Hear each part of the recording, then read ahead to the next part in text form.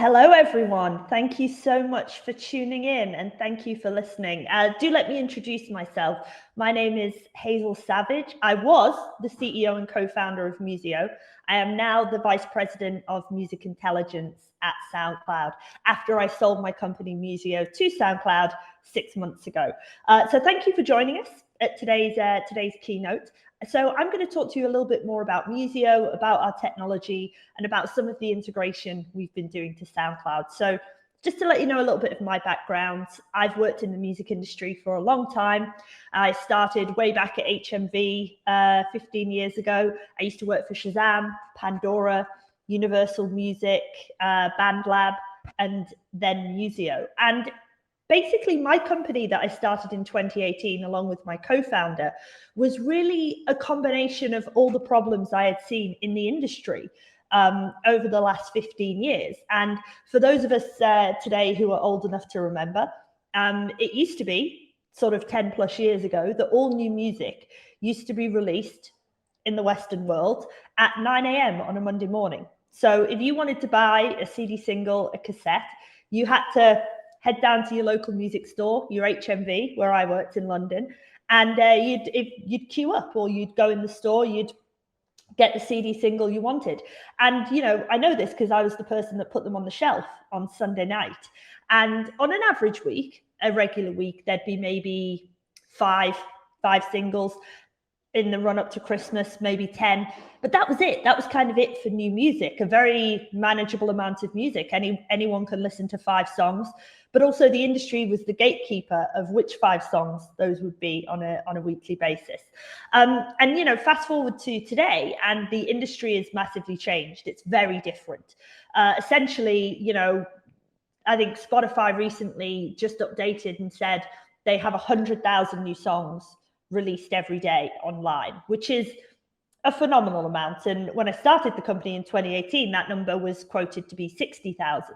So we're seeing exponential amounts of data being added to these platforms. And part of me really loves that, because it means the artist has more and more opportunity.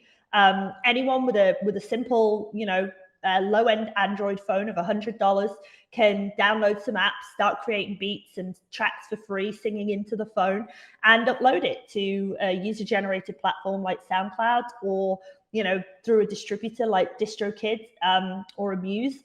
Not really any costs associated. So what's great? It's great for artists. Now anyone can play the game. But what hasn't happened, or didn't happen at the same speed, is that the industry didn't evolve as quickly. The music industry did not really figure out how to go from 5 tracks a week to 100,000 a day, which is now an unmanageable amount of music. So that's where the idea for Musiio came from. How could we use artificial intelligence? How could we use technology to be almost like a first pass filter? How do we take the challenge of the industry and create a solution? So that's what we did with Musiio, and that's what my experience gave me a sighting of. So I'll just go ahead and share my screen now. I believe there we go. So what you're looking at here actually is just the Musiio website, musiio.com. I'm going to show a couple of demos today and tell you a little bit more about our technology. So this is live. The website, musiio.com, is live. Anyone can go and play the demo along with us as we're talking today. But really, when I decided that we were going to try and build an AI that could listen to music, you know, when you sell that to the industry, and we sell our products to major labels, streaming services, big tech companies, you've really got to think about what is the AI doing? Because, you know, a lot of people, if you just say music AI, they're going to assume it could be AI generated music. They're going to assume maybe we're just scraping, you know, YouTube and Facebook data, but that's not what we do at Musiio. What we do at Musiio is we use AI on the audio file itself. So the MP3s or the WAVs. So I'm just going to go down to a little diagram explainer here of our technology. So what we're doing in all of our processes is we're taking MP3s or WAV files, we do other audio file types, and we're turning it into a series of spectrograms, highly, highly detailed. And we're teaching the AI what features to look like. It's machine learning on visualizations, but turning the audio into something visual and then training the AI what pattern recognition to look for. So with music, I always describe it as, we're all quite familiar with seeing a waveform. You can see it on any music player. It's a digital representation of the music across time. And when you look at a waveform, you can discern certain things without hearing the audio. You can see where it fades in, you can see where it fades out. You might even be able to see peaks and troughs, areas of repetition. There might even be in dance music a real build and then a drop. You often see the drop. But what you can't tell from looking at a waveform, can't tell what genre it is. You can't tell whether there's a vocal on it because they are not covered in basic dynamics, but all that information is in the audio file. So it's like instead of looking front on at a waveform, it's like we've gone up and over and we're looking down, and all of that information is stacked and is there available. You just have to have the technology to understand what you have. So this is how we do AI. And what it means is we don't ever need to have seen the audio before. Our technology works on audio that we've literally never seen. It can be a brand new track. So I'm going to jump straight into the demo because I also think it's important with technology to not just talk about what you do, but to also be able to show people. It demystifies artificial intelligence, but it also creates a level of believability. People need to see it in action. So what I'm going to do first is I'm going to go to try tag demo. So this is kind of one of our core products. And the demo right here is built using our own API, our own technology powers this demo. And we let anyone come onto our website and tag a track. And that's because we're so confident in our accuracy. And we also know that people need to see it to believe it. So you can drop a YouTube link into that search bar. You can drop a SoundCloud link. Also, if you see the icon, if I just hover over, that is where you can upload an MP3. So you could have an audio recording on your desktop if you're an artist, and it can be uploaded absolutely nowhere. You can still drop it into our demo. So for the purposes of today, I am going to click the demo track, which takes one of the pre-selected links that we just have tuned up here, just for nice and easy. And you can see it's a SoundCloud link. And what you can see, I'm not going to play the audio for you right now. You could click that link and play it on SoundCloud. But what we're doing is we've fingerprinted the audio, and now we're generating the tags based on the audio file. So you see how quick that was. The longest part is actually the part that takes to upload the audio file. Internet speeds we're dependent on. The actual tagging takes milliseconds. So what you can see here as well is the results that we've got back. So the first thing that we're able to tell you about this file is that it is definitely music. So content type, when we first started the company 4 years ago, we just used to do music or not music.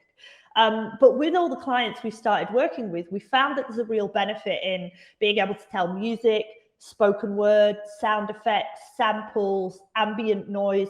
And that's because a lot of catalogs and streaming services these days, they have podcasts, audiobooks, and more. So being able to separate the music out in the first place is very important. So this is definitely a music track. The 100% score is how confident the AI is that that tag is correct. So super confident. Potentially could have even been part of the test data, given the 100% accuracy.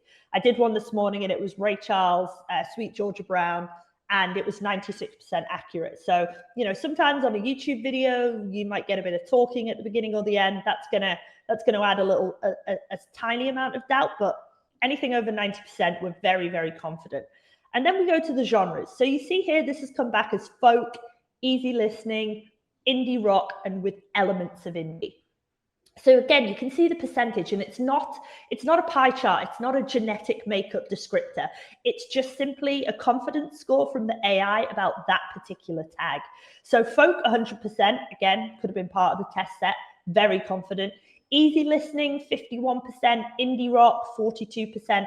And then at Musiio, when we add the prefix with elements of, we add that prefix for anything below 40%.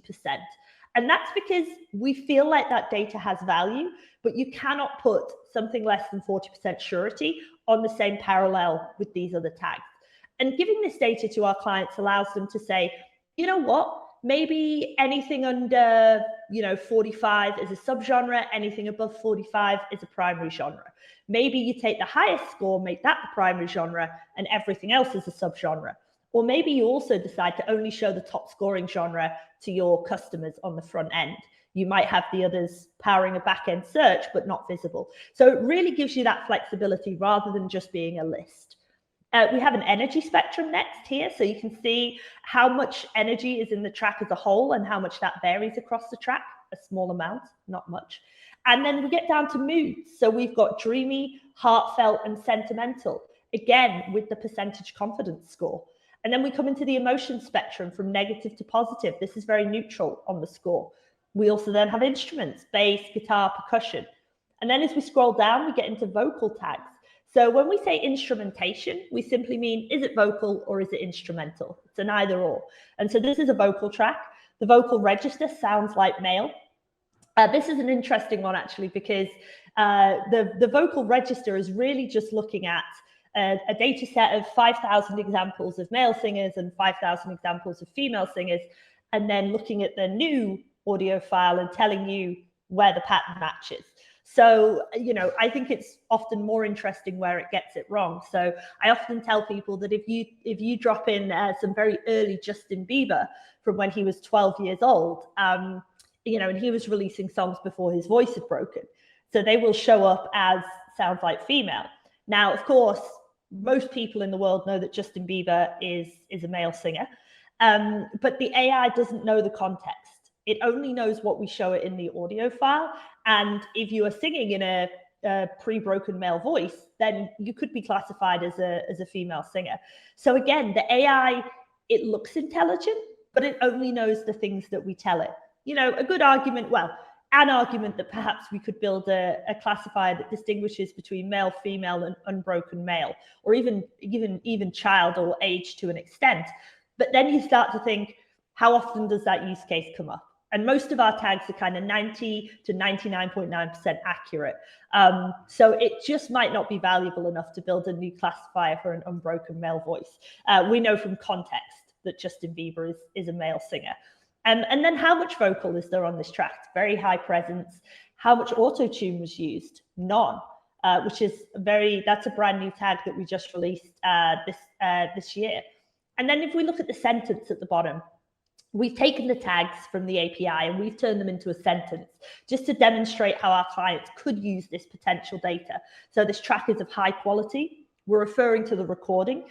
Very low quality would be like a live iPhone recording at a gig, and very high quality, which is our top score, would be like whatever Rihanna's doing in the studio for tens of thousands of dollars, the very latest in technology. So this is the high quality recording.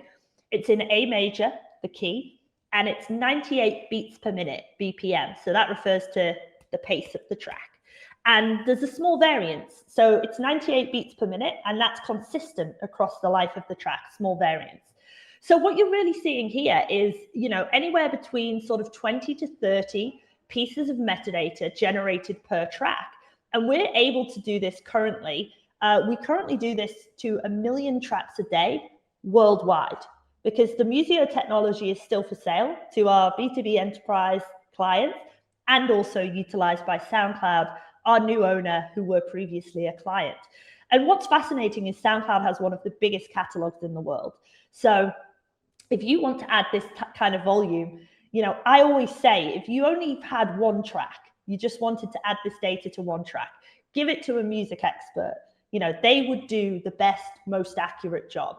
But if you need to do this in the volume of about 1 million a day, you could hire 1,000 people and still not be able to do it. Or people would tire very quickly of quite the laborious task of manually tagging hundreds of tracks a day each, and their accuracy would take a nosedive. The great thing about the AI is it scales really high. I won't say infinitely, but very, very high. And it also never loses accuracy because it hasn't had lunch yet, or it doesn't like a particular genre of music. It's consistency. And really the reality is, before we invented this product, most people just accepted that this data was unknowable. They didn't know the genre. They didn't know when it was uploaded to SoundCloud if it definitely was music or not, unless the uploader had identified it as such.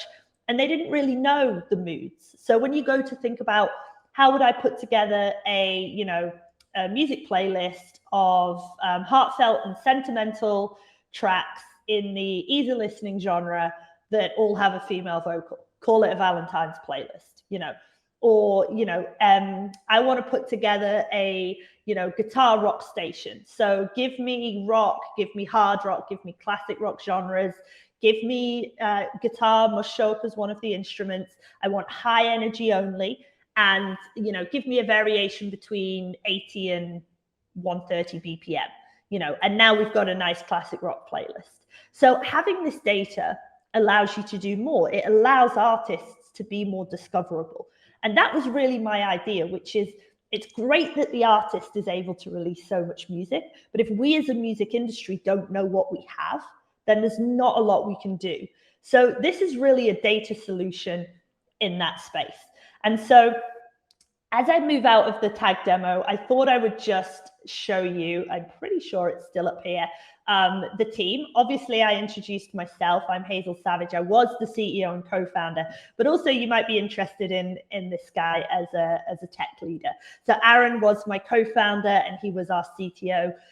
Swedish, degree in mathematics, master's in molecular biology, and he's been doing machine learning and neural networks for 15 years plus. So he is the one who really invented this technology and, definitely has the secret sauce that we've not been able to, that many others have tried and unsuccessfully been able to replicate. And so the next demo that I will show you is I'll go to the search demo. So these kind of are two core products, the tagging and the search. And the search is really a more complex version of the tagging product that we have. I sort of do believe in the power of tagging. It's very valuable to be able to know that data. But where I think AI can take the next step, and we do it using the same fingerprinting technology, is that what if we could use that fingerprint to search other audio? So I kind of call it audio to search other audio. So think of it as a kind of a Google image reverse search for audio, for music. And it really starts to show you the scale and the power of this technology. So again, we have a demo of this product here, so people can have a play around, see what they think, see if they like it. And what we're really looking at here is, again, a search bar, which we're going to drop a track in a minute. But sitting behind this demo are two music catalogues. One belongs to a company called Hypnosis, who are a client, and they have 60,000 songs, all commercial, like you would recognize the artists, you would recognize the singers, 60,000 songs. And then if I just tab across, the production music catalog, which is one of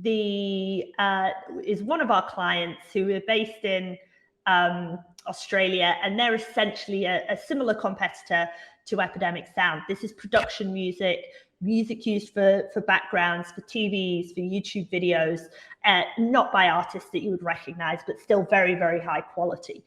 So what we're going to do, I've planned ahead a little, and I've gone and copied the URL for, I've got Bon Jovi's Living on a Prayer here. So I'm going to search the commercial catalog at Hypnosis. And so what I've done is I've just copied and pasted that YouTube URL in. And not dissimilar to the first product, we are going to fingerprint the audio, and we are going to compare that fingerprint to the 60,000 other tracks within this database, and we're going to see which are the most similar. So I'm just going to reduce the size of my screen a little so we can see a little bit more what's going on. So you'll see that, Bon Jovi's Living on a Prayer has been dropped in. And now let's look at the results. You can see here, out of 60,000, we're currently viewing 1 to 100 of 2,602 matches. So we've got some Bon Jovi. There is some Bon Jovi in this catalog.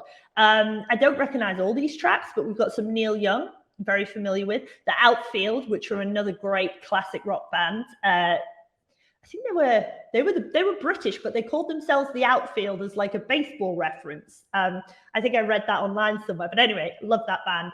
Heart, classic rock. A bit more Bon Jovi, quite a few Bon Jovi tracks in here. Rainbow, brilliant. We're getting really hair metal here. So what we're doing is we're searching like for like, and we can reduce this number down as well. So actually, if we said if we said, okay, well, yeah, this is great, but we want to really narrow the BPM because we know what kind of sound we're looking for. And then if we're searching Bon Jovi, we probably only want male vocals in our results. So what does that do? So you can see now we've gone from 2,600 to 385 matches. So we have narrowed it down to 385 tracks, from 60,000. And you can see here, we've still got Neil Young, Bon Jovi, Gary Newman, The Outfield, The Pretenders are coming in now. I'm not familiar with this Chili song, but Mick Jagger, Airborne, that's a fantastic match. They're very sort of, Airborne are like an ACD sounding Australian band. Okay, so, and then if we see something we like in particular, like maybe we say, oh, you know what, this Outfield track, that is absolutely the direction we're going in. This is more of what we want. Then we can come over here and click the Find Similar button. That track will jump up to be the default seed track. And then now we're looking at other different types of tracks. So, and when I'm looking at the results, Fiddler, 100 Reasons, Outfield, Neil Young. So we're still going rock, but we're going a bit more heavy lo-fi as opposed to hair metal classic, a bit of Wolfmother. So you can see it pulls out totally different tracks, and you really can just jump around. Maybe we go, oh, you know what? Kenny Chesney, that's classic rock with a country vibe. What happens if we use that as the seed track? And now we're jumping into more Kenny Chesney, more Pretenders, more Bonnie Baker, so we're really able to jump around a catalog very quickly. And so I really truly believe in the power of using audio to search for other audio, because then as a comparison, if I just was going to use text search, which is kind of the technology that we're replacing, I can just type a genre into this search bar, and it will search everything with the word rock in the genre. But you can see here I've got Ben Goldsmith, Hootie and the Blowfish, Red Hot Chili Peppers, Methyl Ethel, Weed, Neil Young, Veruca Salt. I mean, all of these could be classed as rock, but when you use a word that's as broad as rock, maybe I'm thinking about Bon Jovi, but you're thinking about Coldplay, and then someone else is thinking about, jam band Hootie and the Blowfish. And we're all saying rock, but it's three completely different sounds. And as music evolves and it gets more granular, this happens more and more often. So the ability to, what we call, use a seed track is a really powerful way to search other audio and at scale. I think I had a client once who they'd been given the brief that they were looking for something along the lines of Uptown Funk, Bruno Mars, and they had 90,000 tracks, and they had 3 staff who'd spent 4 days searching 90,000 tracks. And I kind of uploaded their database, jumped on and did a search. And in 90 seconds, I was able to say, well, basically, you don't have anything that's similar to Uptown Funk. You have 70s sounding funk, which does not have the production quality you're looking for, or you have very high production quality pop music that does not have a funk element. So if I can save 3 people 4 days, maybe you can get straight to, great, well, if we need more high quality sounding funk in our catalog, instead of spending 4 days searching, we get straight onto the composers and we get some new material added to our catalog. But this technology can also be used in other ways. Thinking, for example, of playlisting. If you want to create a radio station, so for example, say I go through, I want to create a Hootie and the Blowfish radio. So I tee up the API to take one of the Hootie tracks, generate a playlist, and now you could also add, obviously we've got Hootie and the Blowfish there. You might want to say, don't play the same artist twice in a row. As something rules-based, you could add over the top, which would then just give you one semisonic track, and then Teenage Fan Club, Dave Stewart. So you can see here we've gone very can I say the word dad rock? I think that's the way we're going. Chrissy Hind. So there's a slightly sort of vintage 70s to 90s feel with these list of artists, and that's super interesting too. And if I just go back to, let's look in another genre entirely. So say we're listening to hip hop. Okay, so Post Malone or Jay-Z, some of the biggest artists in the world. What happens if I create a Jay-Z radio station? Okay, great. Boom. Instantly, we're listening to Jay-Z, we're listening to Jagged Edge, we're listening to Pusha T.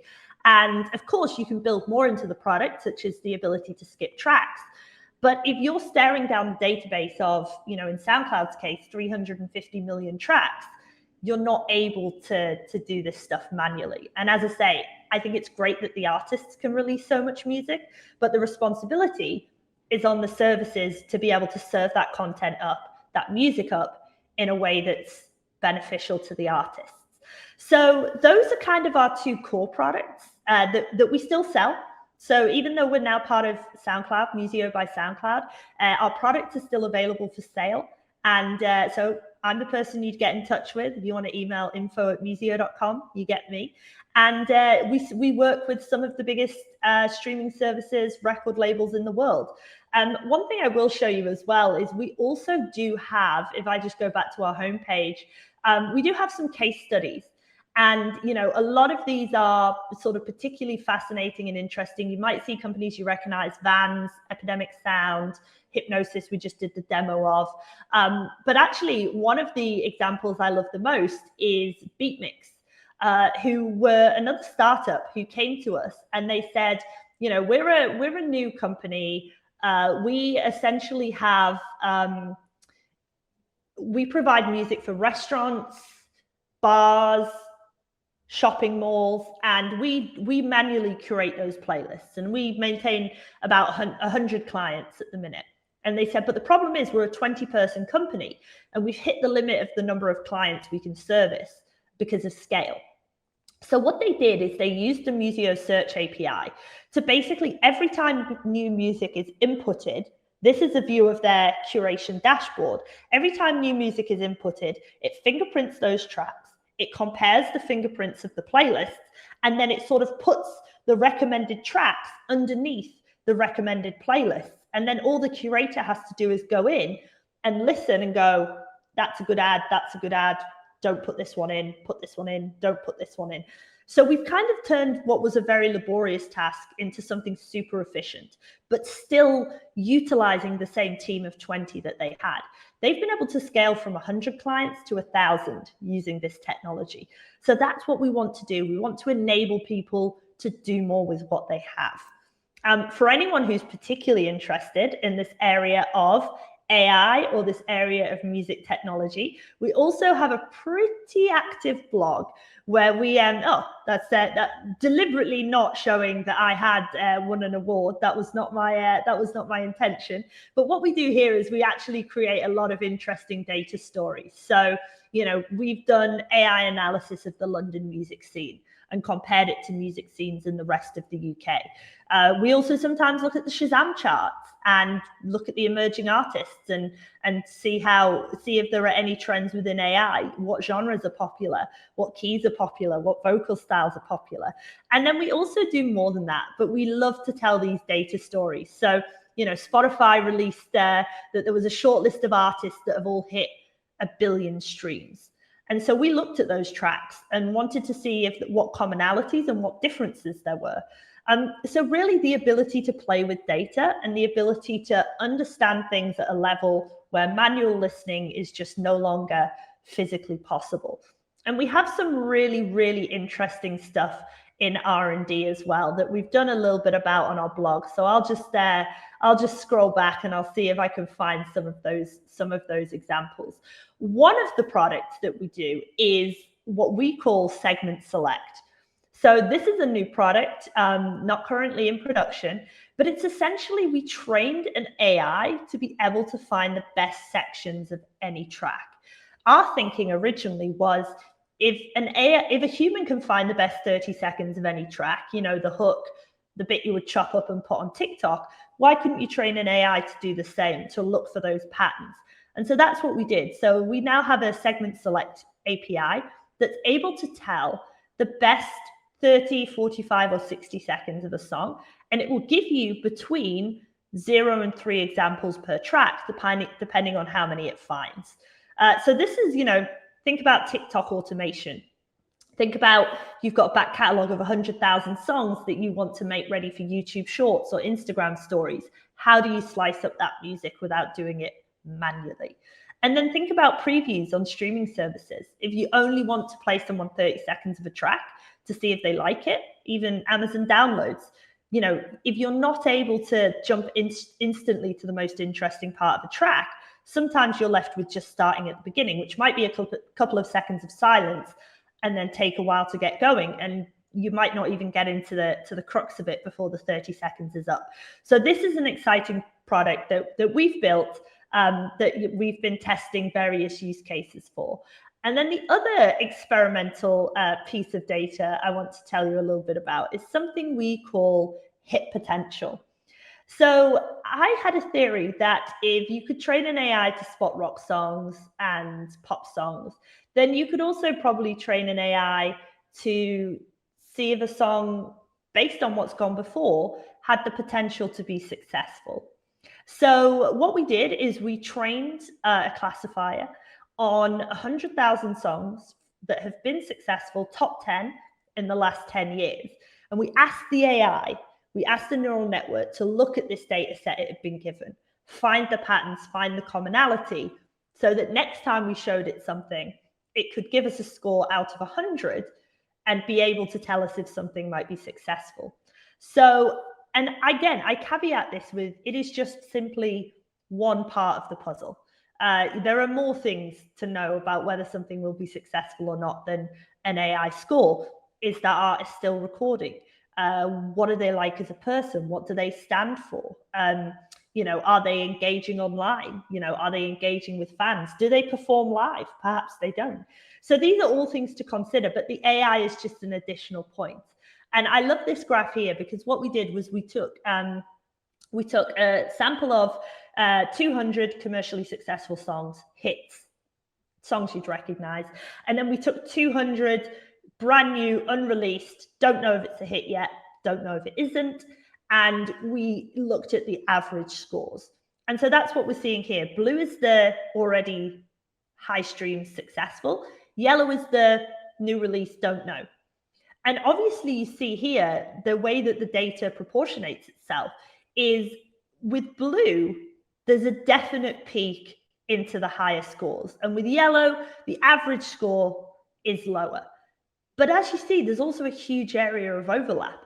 And that could be because, maybe Ariana Grande releases 5 singles and they're all number 1.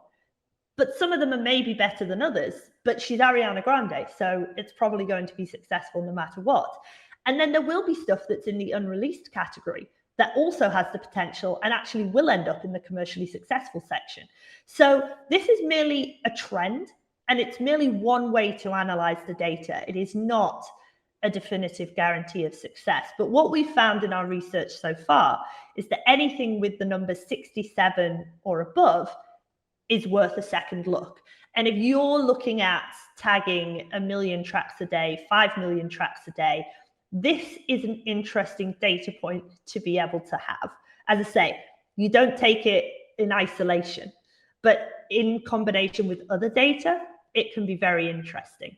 So for those who are interested in the more R&D experimental parts of AI, obviously as well, there is also the blog by Musiio. So if you're interested, a football fan's perspective, what does the English Premier League sound like? And we're always looking for new ideas to think about how do we manage music? What are the interesting ways that we could look at in the insights? And I'll make one last comment about the hit potential as well, because we use the hit potential in combination with number of streams a track has, and then we plotted the distribution. And so what we're looking at here, as if I just keep scrolling down in the article, is we kind of almost have got some initial ideas on how you might drive these parts out into sort of quadrants. And so what we're really looking at here is, in the 4 quadrants, if something has incredibly a high hit potential score and it has a high number of streams, it's a hit. That's, we say it's a hit, the stream count says it's a hit. We're happy with this. But then, so that's top right. Bottom right, this is where there's a high hit potential score. We've given it a high score, but the streams don't reflect that. So this could be an area of interest. This could be where our hidden hits are. But then also you need to look at the other 2 categories as well, which is, Top left, low hit potential, but high streams. And then bottom left, which is low hit potential and low streams. So we're not super interested in the bottom left section, but the top left section where the hit potential is low, but a lot of people are listening to it. This can be new indicators of new genres. It can be things that are outliers that break the mold. I often refer to this quadrant as the Neil Young segment. And that's because, no offense to anyone who's a big Neil Young fan, my husband is a huge fan, but he has a very unusual sound. You know, he did a recording with Amazon for their Amazon Originals in music, and he just recorded a load of live tracks. And, you know, you can hear him dragging the microphone across the floor. The guitar isn't particularly in tune, but people love it because people love him, and they always have done. So, you know, some songs are just going to do well because they have such a hardcore fan base. So that also explains the top left, the low hit potential, and the high stream rate. So it's always worth looking at your data in context. And this is a really exciting area of opportunity. So this is one that we'll be developing over the coming years.